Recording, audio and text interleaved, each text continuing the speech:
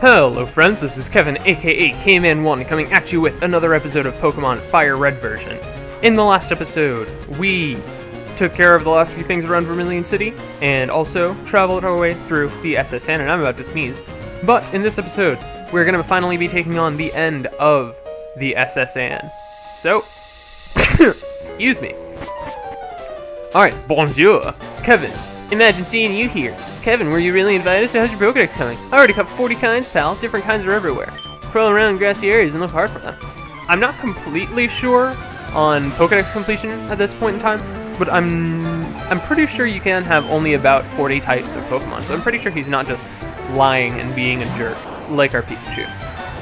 But anyways, he starts off with the Pidgeotto level 19.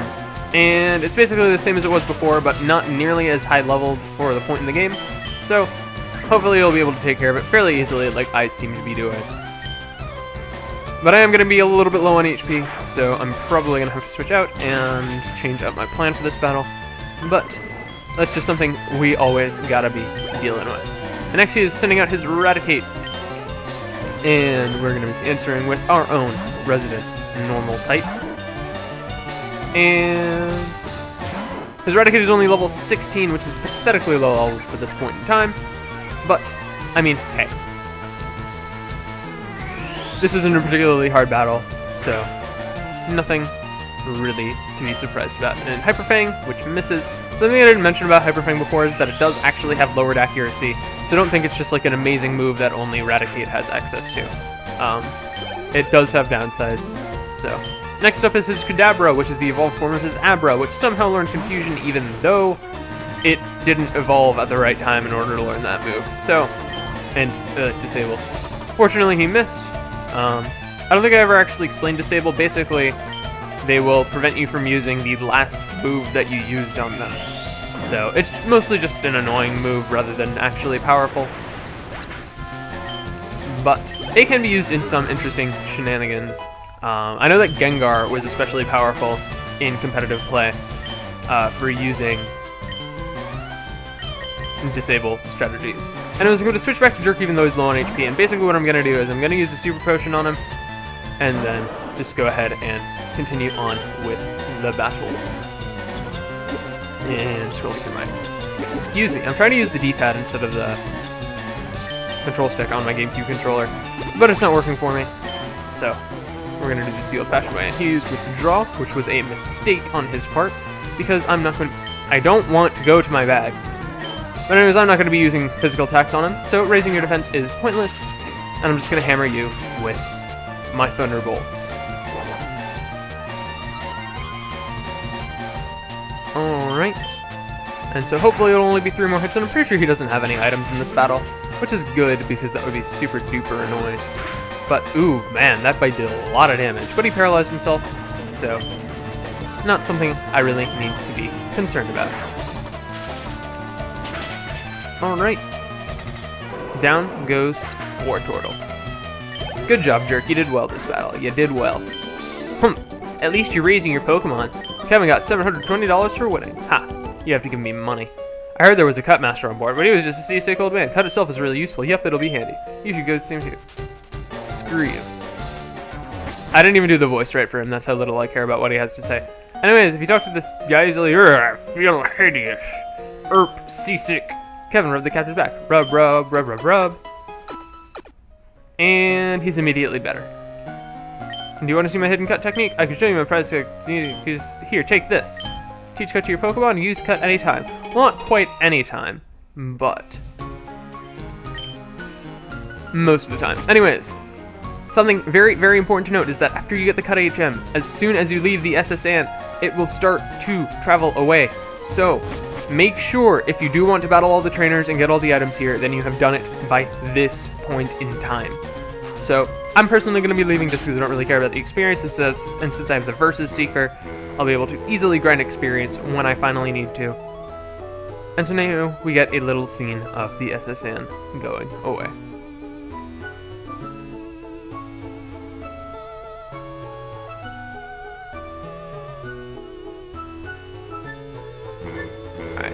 And your player will just automatically walk out. It's not like me controlling it. So, that's the last we're going to be seeing of those docks for a little while. But anyways, I'm going to go ahead and heal up and see you guys at the gym.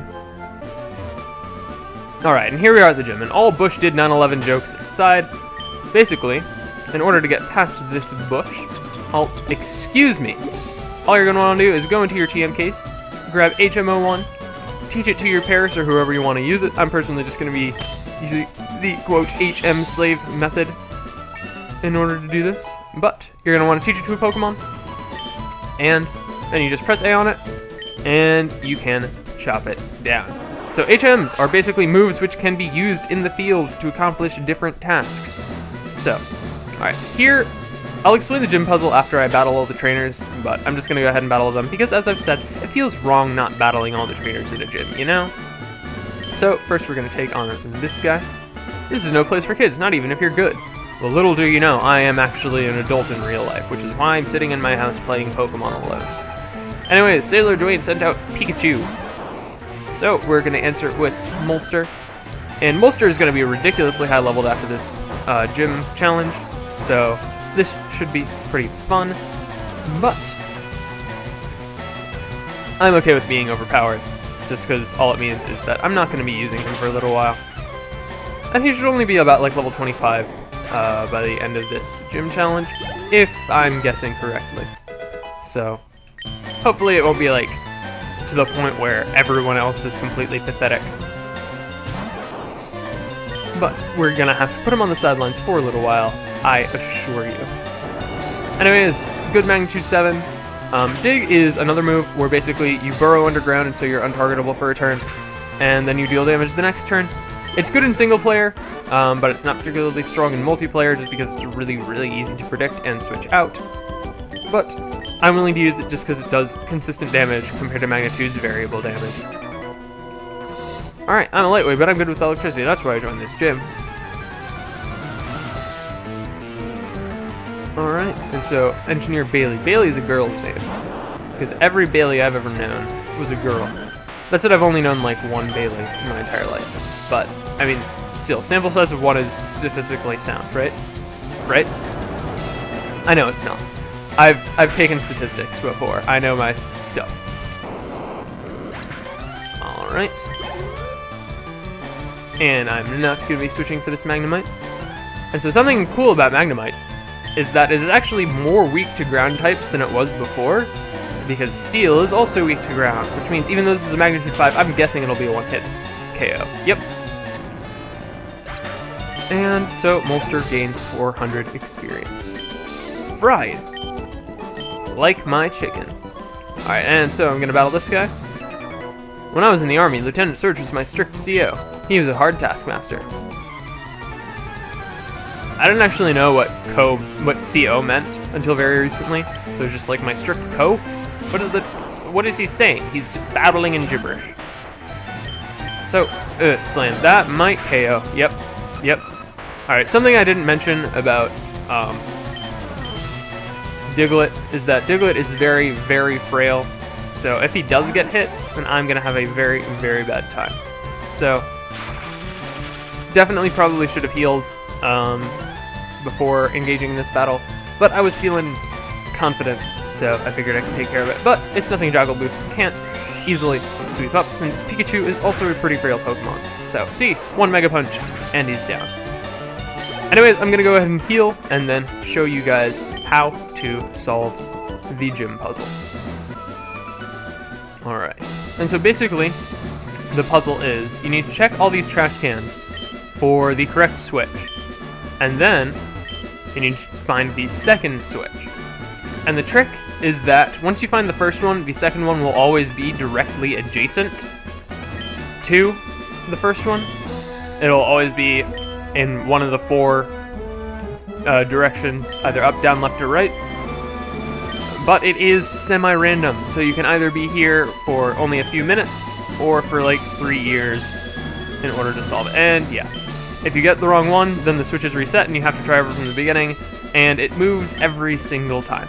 So, sometimes I'm here for only like 1 try, and sometimes I'm here for like 10 minutes, so hopefully this will be the first case, but if not, then I will just go ahead and cut to when I finally solve it. And hey, there's 2 turns of trash. It's awesome if it's ever in a corner because that leaves you only 2 options. Alright, it only took 2 tries. I am very, very happy about that.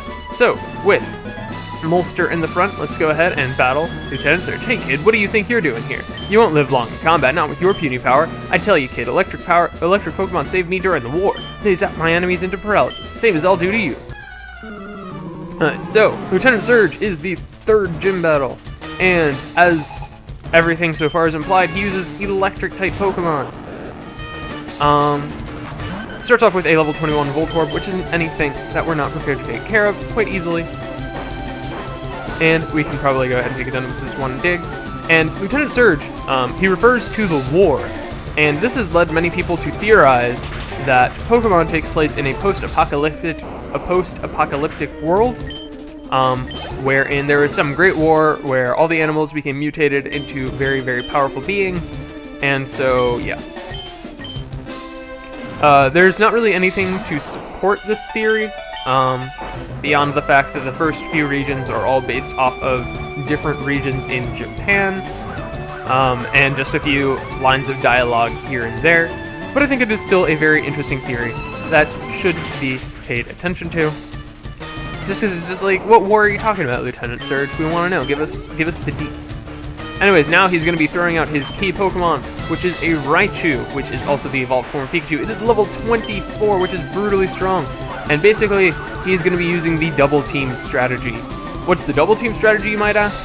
Spam double team so that I can never freaking hit him, and then just really just ruin my day. But if memory serves off the top of my head, he doesn't have any normal type moves, so if you do have a ground type like Diglett, then you can actually get through without taking any damage. I'm not completely sure on that. He might have like Slam or Quick Attack, but I might be wrong. Alright, and I'm pretty sure he also has Super Potions, so you're going to want to be able to take him down in only a couple hits if you can. Oh, yeah, he goes Quick Attack. So, that's not going to be a huge concern. And Magnitude 10! Oh, baby! Alright, Magnitude 10 is the strongest you can possibly get. And wow, I am getting super lucky with these gym battles. What is life? Oh, baby! Magnitude 10! Oh my goodness. Alright, I will gladly take your Thunder Badge. Whew! The Thunder Badge cranks up your Pokemon's speed. It also lets you Pokemon fly lightning quick anytime, kid. You're special, kid. Take this. Alright, we also get TM34, which contains Shockwave. Shockwave is a 60 base power, always accurate electric type move.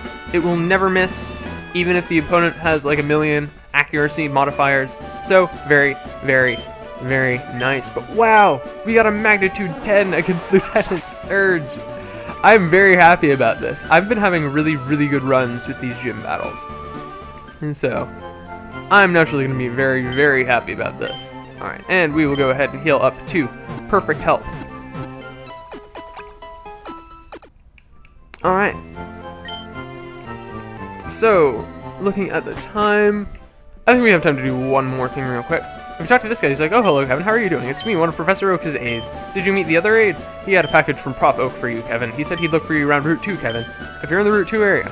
Alright, so basically, in order to go to Route 2, what we're going to want to do is go through Diglett's Cave. So, I'm going to throw up a Repel, and let's go ahead and make our way downtown. And so, working our way through, I probably should have switched a different Pokemon to the front, just because there is a small chance of you running into a particularly strong Pokemon in Diglett's Cave. And I'm really hoping we don't come across that, but if we do, then we'll just kind of have to deal with it. So, looks like it's not happening so far, and we made it through, no problem.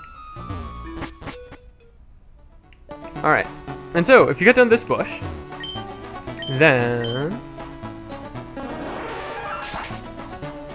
here we are in Pewter City. So that is the first time you can actually go back to tackle things in the Mount Moon area. Technically you can do it as soon as you get cut, but I decided to wait. When we go in here, then there will be this guy, who isn't anyone important, and this guy will trade an Abra for a Mr. Mime, which is very, very good for you especially if you don't have access to a real-life trading partner, so you can't get an Alakazam.